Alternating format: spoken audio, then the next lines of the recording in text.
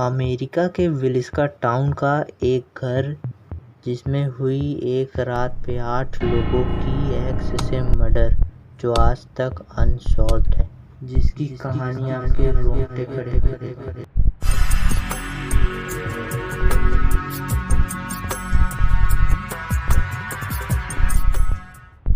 ये बात है 1912 में मोरे फैमिली पे घटी एक घटना की।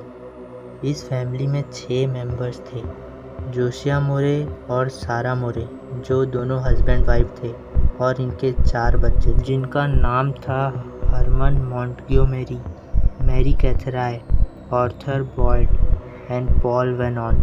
और इनके घर पे आए स्टिंगर सिस्टर्स जो इनके गेस्ट थे। 9 जून 1912 की इवनिंग में Moore family and Stillinger sister church जाते हैं चिल्ड्रंस डे सेलिब्रेट करने के लिए। करीब रात के 9:30 तक पार्टी चलती है और मोरे फैमिली एंड स्टिंगर सिस्टर अपने घर 10 बजे तक आ जाते हैं।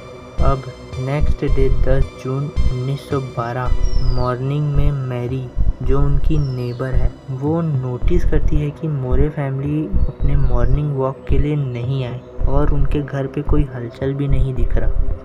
इसलिए वो उनके घर को खोलने की कोशिश करती है जो अंदर से बंद होता है। वो बार बार चिल्लाती है जिसका कोई रिस्पॉन्स नहीं आता। इस बात से वो डर जाती है और अपने ब्रदर को कॉल करती है, जो डुप्लीकेट की से डोर ओपन करता है, और डोर खोलते ही उनको स्टिंगर सिस्टर का बेड पे पड़ा डेड बॉडी मिलता है। वो तुरंत पुलिस को कॉल करता है और पुलिस छानबीन के बाद बताती है कि मोरे फैमिली और स्टिंगर सिस्टर सबका मर्डर हो चुका है।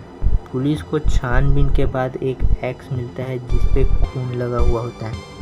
8 को इस एक्स से ही मारा गया होता है और स्टिंगर सिस्टर को इतनी बुरी तरीके से इस एक्स से मारा गया होता है कि उनके सर के टुकड़े हो गए होते हैं। और जोशिया मोरे को इतनी बार और इतनी बुरी तरीके से एक्स से मारा गया होता है कि उनका आँख ही निकल गया होता है।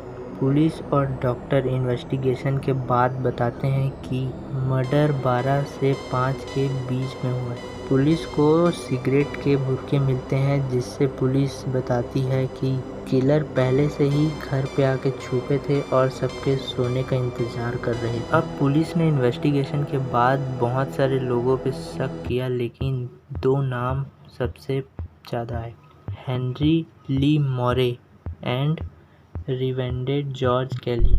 पुलिस ने हेनरी ली मोरे पे शक इसलिए किया क्योंकि इसने कुछ महीने पहले ही अपने पेरेंट्स का इसी सेम तरीके से मर्डर किया था, लेकिन इसके खिलाफ कुछ सबूत न मिलने के कारण इसे छोड़ दिया गया।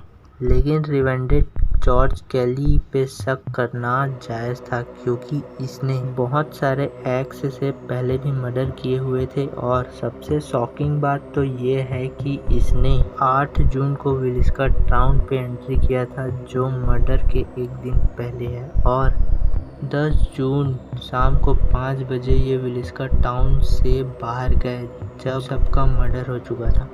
अब हैरान करने वाली बात यह है कि जब जॉर्ज कैली को कोर्ट में पेश किया गया तब इसने कबूल कर लिया कि इसने ही मर्डर किया है, लेकिन क्योंकि ये मानसिक तौर पे फिट नहीं था और ये कुछ एबनॉर्मल बिहेव कर रहा था, इसलिए कोर्ट ने इसे साफ तौर पर किलर घोषित नहीं किया था। लेकिन ये बार बार पुलिस को ईमेल करता था कि मैं ही किलर हूँ। लेकिन बाद में जॉर्ज कैली से मर्डर डिटेल मांगने पर मर्डर डिटेल मैच नहीं होने की वजह से उसे छोड़ दिया गया और उसे मानसिक तौर पे अनफिट बता दिया गया, और इसी के साथ ये मर्डर अनसॉल्व्ड रहा।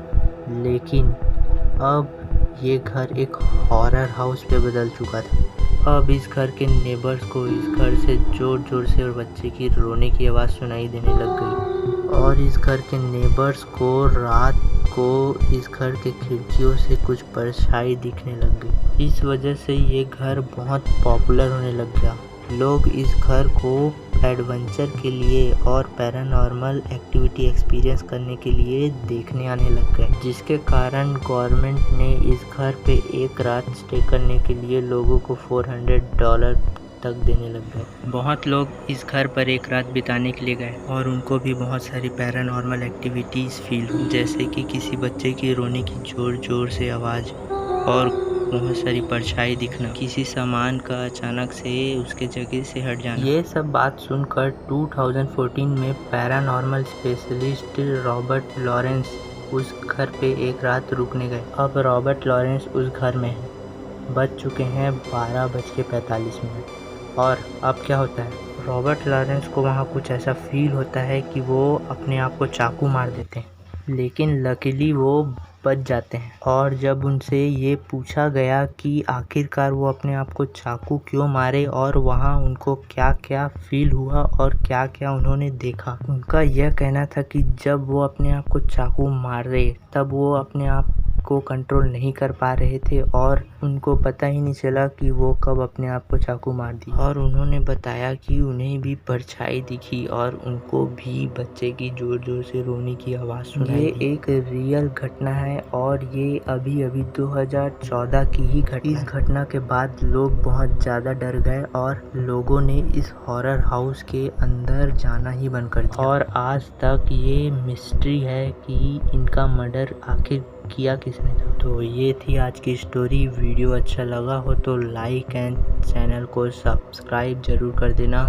तब तक के लिए गुड बाय।